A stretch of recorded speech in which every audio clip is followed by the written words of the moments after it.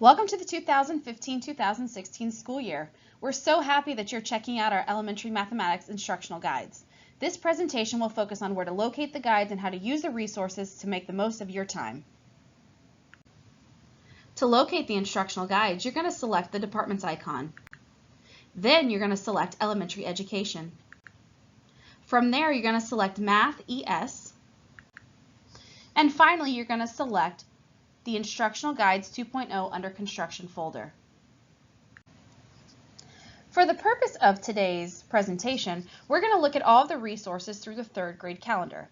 To locate the third grade calendar, you're going to pick the 2015-2016 Grade 3 Year at a Glance. Once you select the Year at a Glance, and remember for this presentation we're going to look through the third grade lens, you'll see a variety of resources located on this page. You'll see the related Mathematics Florida Standards, the related Go Math chapter, the units of study, and the approximate number of instructional days. In the units of study column, you'll notice the blue hyperlink. The blue hyperlink is where all of your resources are located. You'll also see the assessment and performance task for each unit. On the far right, you'll see the approximate number of instructional days. For Unit 1, this is 13 days. That's 12 days for instruction and 1 day for assessment. When you click on the Unit 1 hyperlink on the Year at a Glance, you'll come to the Unit of Study Overview page. On this particular overview page, you will see the unit of study, the projected time, the GCGs included, the prior learning, again with hyperlinks so you can access those, the Show What You Know task, the Florida Standards for Mathematical Content. In 3rd, 4th, and 5th grade, when you click on the particular hyperlinks, it will take you to the item specifications. You'll also notice in the Florida Standards that there are some strike-throughs. The strike-through indicates that this piece of the standard will not be addressed during this unit, but it will be addressed later in the year. You're going to see on the right the comment section. Again, this comment section tells you about the strike-throughs. This is also where you can locate the parent flyers, and it gives you some notes on assessment, as well as the performance task. Underneath the standards and comments, there is unpacking the standards for this unit. This is a great piece of information to read if you want to really build a good understanding of what the standards mean. Directly under that is the common performance task with a rubric for the unit, and again the blue hyperlink will let you access it. And then down below on the very bottom is future learning. Again, this tells you what's going to happen later in this grade level and also in future grade levels. Once you've looked at the unit of study overview, then you're going to move into the global concept guides, or you might hear us refer to them as GCGs. So Daryl, what do you notice about this GCG? Well, I notice a couple of things, Leslie, that are different based on previous years. I noticed that instead of having day 1, day 2, day 3 and scripted pre-written EQs, that we now have learning goals, and underneath those learning goals I have a sample EQ that I could use based on what the learning goals are. So what I'm getting from this is I have the opportunity as a practitioner of mathematics to be able to write my own essential questions based on the learning goals, based on the needs of my particular students. That is exactly right. We wanted to give some autonomy back to our teachers and to have them look at the needs of their students and to really think about what is the goal that I want my students to accomplish and what EQ can I write to help get them there. And I notice in the manipulatives and the lesson ideas, particularly the manipulatives are the same as in previous years, but in lesson ideas, in previous years we had day 1, day 2, day 3. I see that's gone, so I'm interpreting that to mean I've got these lesson ideas that I could use to support the essential questions that I write, which really gives me the freedom to really develop deep lessons based on the needs of my students and these learning goals. On the previous slide, we looked at the top portion of the GCG. This slide focuses on the bottom portion of the GCG. Daryl, what do you notice is the same or different on this piece of the GCG? Well, Leslie, in terms of what's the same, the cell sample hot questions is exactly the same. I have some sample hot questions there that support the learning goals on this GCG, as well as the link to sample hot questions. Underneath that, I see a cell that's divided into 2 parts. On the left side are what the students are better able to do, which are the SMPs, the Standards for Mathematical Practices, which are how the students learn the content. On the right side is something I see it's a little bit different, because as teachers, that MTP that I see there are the mathematics teaching practices, and teachers use those to support students with the SMPs. That's right. And if you want more information on the MTPs, you can contact your math coach or your math lead, or you can click on this hyperlink right here. So Daryl, what do you see here? This must be the link on the MTPs from the previous slide, and I see that there are 8 MTPs, or mathematics teaching practices, that teachers should utilize as they plan their lessons, because if I use the MTPs, that will support my students in engaging in the standards for mathematical practices, or SMPs. So Daryl, you already pointed out some changes in our GCGs. You pointed out that we added a cell that had student learning goals, but I also see some other differences in this GCG. Yes, there are. I noticed that there are 4 learning goals and only 2 days for this particular GCG. So I'm wondering, how can I teach 4 learning goals over 2 days? So should I have 2 essential questions per day? No. I'm thinking that you need to make connections between the learning goals, and let me give you an example. If I look at these 4 learning goals here, the first 2 are about patterns. So I could collaborate with my math coach or math lead, or just a colleague on my team that teaches mathematics, and write an EQ about patterning. The third and fourth learning goal there are about properties, so I could write an EQ about properties that encompasses both of those learning goals. So I would have 2 EQs, one on patterning and one on properties, for those 2 days for this particular GCG. So it sounds like you're saying that I should really collaborate with someone at my school site to write really strong EQs. That would be a best practice strategy to use, and besides, 2 brains are better than 1. This slide focuses on the PowerPoints. Remember, each GCG has its own PowerPoint. Daryl, where can I access the PowerPoints on the GCGs? Leslie, there are 2 places that you can access the PowerPoints. The first is at the very top, where you see the title of the GCG. In this case, it's number patterns, and you notice it's hyperlinked because it's in blue. I could click there and access the PowerPoint.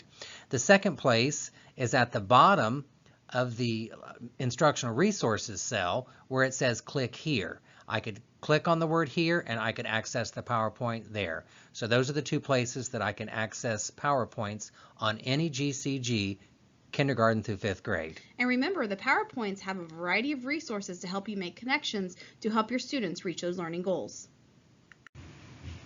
Every PowerPoint starts with a title slide.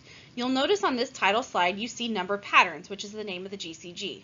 Directly underneath that, you see the unit of study, addition and subtraction within 1,000, and then on the very bottom, it also tells you where this particular GCG is situated within the unit of study. In this case, number patterns is the first GCG of 4 GCGs in the unit of study. So Daryl, this is a new slide in our PowerPoints. Yes, it is. It's the connection slide, and I see 2 different connections. I see a horizontal connection, which is all about current grade level content. In the center, I see current grade level taught in this GCG. To the left of that, I see prior content that would be taught earlier this school year. And to the right of that, I see future content that will be taught later in the year, and being able to make connections, or I should say students making connections between prior learning of this school year and future learning later in the year. Another connection I see is vertical. If I think about current grade level content in this GCG, underneath that, the prerequisite content from previous grade levels that students are going to make connections to, and then at the top, connections to the content in subsequent grades. So those are the 2 connections I see. I also see a link for distributed practice, which is kind of like a spiral review, so that I could use that possibly as homework, where students are engaged in homework on previous learning. So this is an example of the connection slide you just discussed. So if I look at this particular GCG, in the center, currently we are exploring number patterns to help us understand properties of addition. So then previously in 3rd grade, during the first 9 days, addition and subtraction and skip counting number patterns may have been reviewed through different tasks. Later this year, and later in this unit, students will apply properties of addition to add and subtract within the context of word problems, and they will extend and apply properties of multiplication and division. And I see that's going to be in units 7, 11, and 12. Now, if I look at the vertical trajectory, in second grade, students learn strategies for addition and subtraction based on place value and property. So that's going to help my students now when we think about number patterns and properties of addition. And then next year, in fourth grade, they're going to identify, describe, and generate number patterns. They will add and subtract fractions with denominators using properties. So I can see all the different connections that are made with this particular GCG and different ways to support my students. I notice a few things, Leslie, that are different about the format or layout, if you will, of the PowerPoints. Rather than having days, I see a part 1. What does that mean? Well, part 1 means that we looked at the particular learning goals and we thought we could chunk them into 2, sometimes 3 different parts based on what the expectations are for our students. I see. And I also noticed that with these learning goals in mind, write daily cues that will help focus both you and the students. So I see that that's also comes from the GCG. So I see a piece of the GCG in the PowerPoint. And then I also see a menu, if you will, of sample tasks to support the learning goals within part 1. That's right. And remember, these are sample essential questions, so you're going to want to think about the student learning goals and think about the students sitting in your classroom. Also, you pointed out the sample task as a menu. You'll notice that there's something in yellow. The pieces in yellow kind of build connections and content for you as teachers. So anything in yellow you want to make sure that you pay attention to. And I see part 1 continued, and it's again sample tasks or a menu of tasks that would support the learning goals. And then if I understood you correctly, the yellow is a connection that we need to make for our students. That's right. It's either content for you as a teacher or a connection to make with our students. Also, you'll notice the very last statement on the bottom. At the end of part 1, so based on the needs of your students, utilize resources at the end of the PowerPoint to differentiate and support your students as they work towards learning goals. This is just a reminder that differentiation occurs throughout the GCG and not just the very last day. I see part 2 is laid out very similar to part 1, but there are some differences. The first thing I noticed that's different is that there are not any daily essential questions in part 2. So that I take that to mean that I'm going to have to develop my own, either with myself, or best practice would be with either a colleague, a math lead, or a math coach. I see that there's sample tasks or a menu of tasks that I could use to support the learning goals. I also see something that's in yellow. Help me remember, Leslie, what it means if something's in yellow. If something is in yellow, that is content for you as the teacher, or it's a connection that can be made with the students. In this example, the associative property of addition states that you can group addends in different ways and still get the same sum. It's something for you as a teacher, so it's content for you, but it's also something that you can share with your students as they're building an understanding of the properties of addition. And that would be an important understanding for students to come to, so I would want to think about tasks that I could plan to lead students to make that discovery on their own about the associative property. Absolutely, Daryl.